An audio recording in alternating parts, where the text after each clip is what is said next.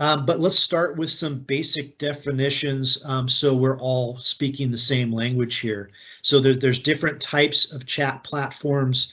One is the managed chat platform. About half of our providers are dedicated to managed chat, which is basically where the provider themselves has their own BDC and they're responsible for capturing the leads and then transferring that lead over to the dealership's CRM.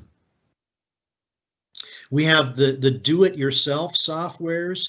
About the other half of the providers are in this realm, and this is where the dealership purchases the software, but all of the chat is done through the dealership internally, and so the dealership is responsible for recording the entire interaction and capturing that data and transferring it to the CRM.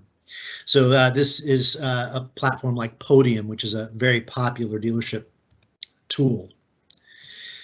Then there's the hybrids, and the hybrids is where perhaps we're only taking on the do-it-yourself during the hours we have staffing available to do that. Maybe it's during the morning hours where we have some folks available to look at the screen.